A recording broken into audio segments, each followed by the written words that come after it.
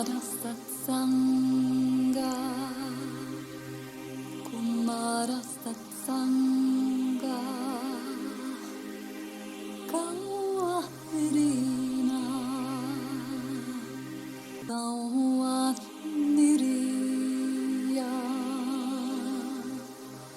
Kumarasatsaṅga, Kumarasatsaṅga.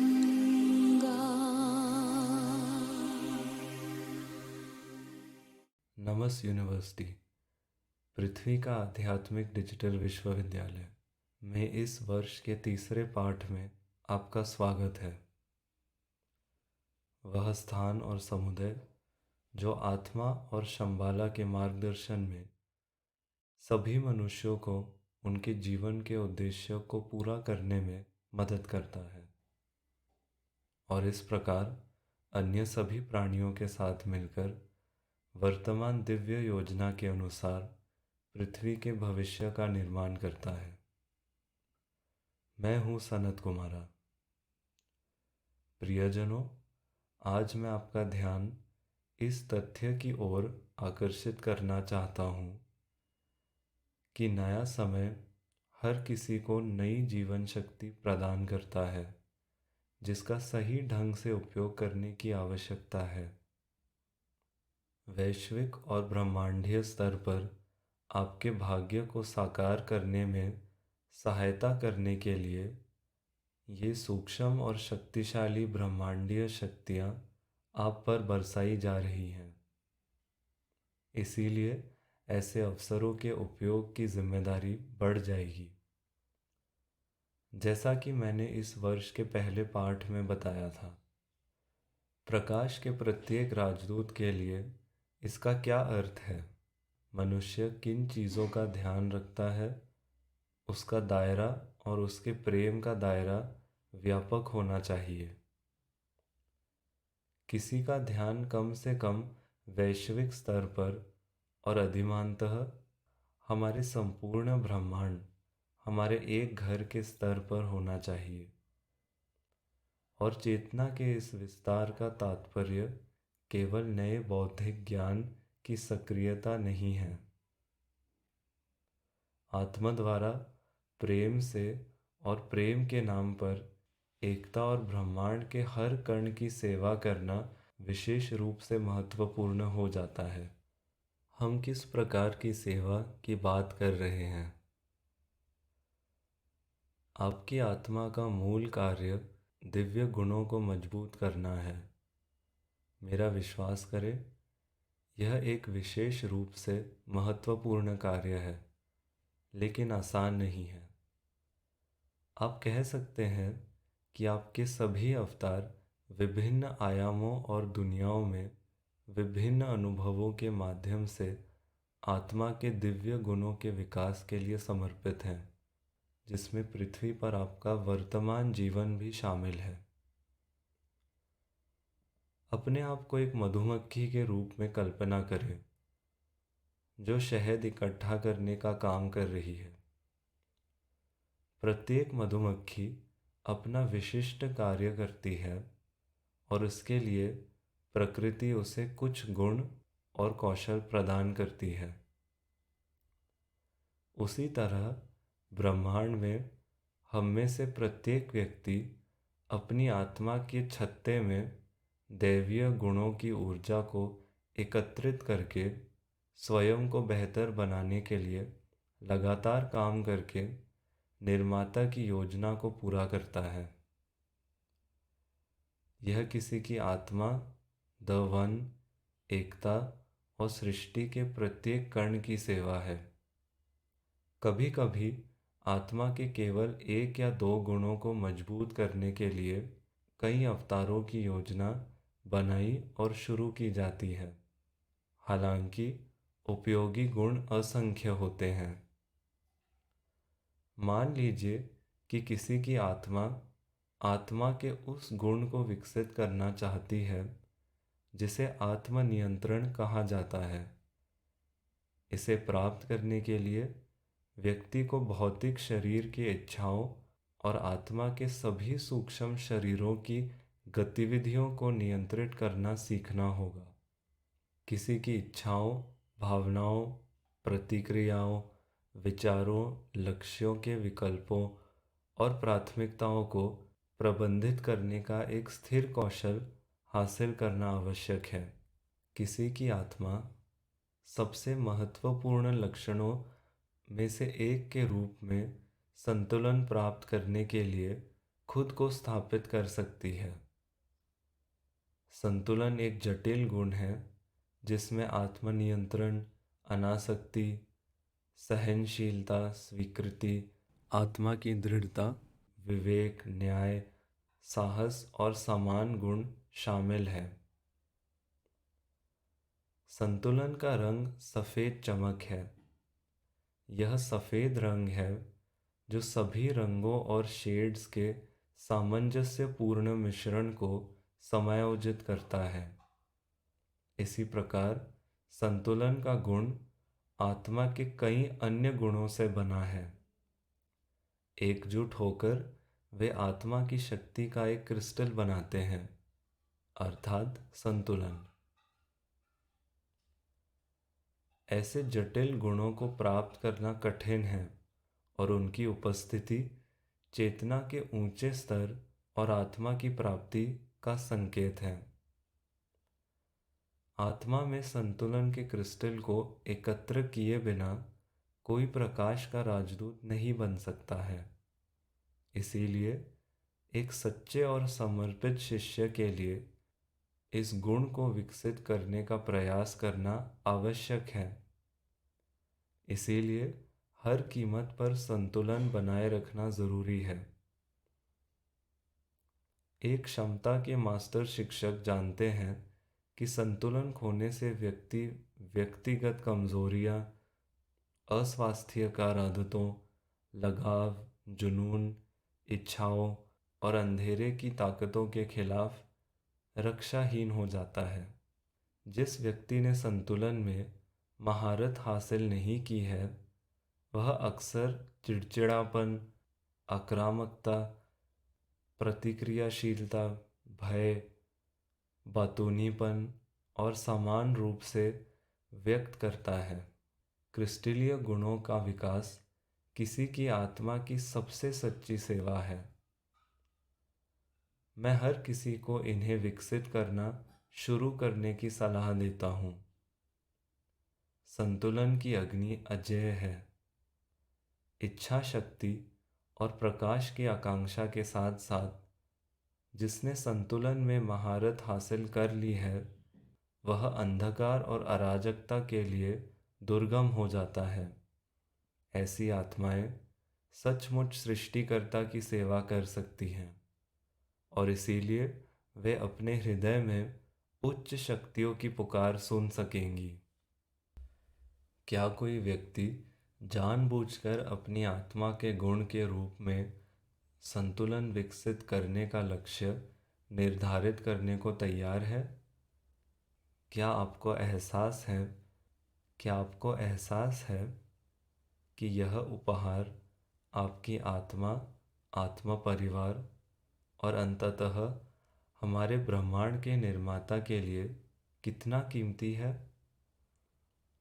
नया समय हर किसी को शंभाला के मार्गदर्शन में जीवन के उद्देश्य को पूरा करने का अवसर देता है।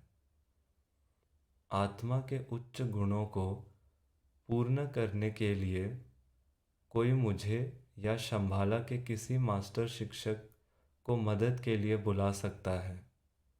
विशिष्ट इरादों के साथ काम करने के लिए पारस्परिक सहायता समूह स्थापित किए जा सकते हैं, जिनमें प्रत्येक में कम से कम 3 व्यक्ति शामिल होंगे। नया समय उन संसाधनों, घटनाओं और स्थितियों को सुरक्षित करेगा जो आत्मा के उच्च गुणों को विकसित करने में मदद करेंगे। शंभाला कठिन परिस्थितियों में मार्गदर्शन करेगी।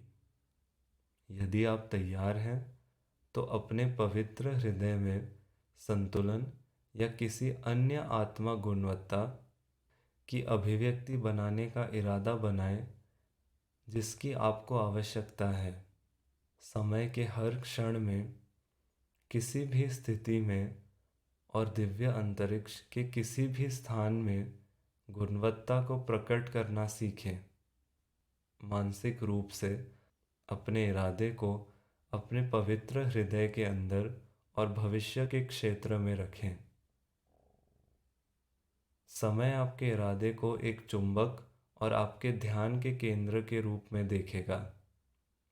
याद रखें कि आपके विचार के चुंबक की आकर्षण शक्ति बढ़नी चाहिए और आपके व्यक्तित्व की सबसे शक्तिशाली आकांक्षा बननी चाहिए।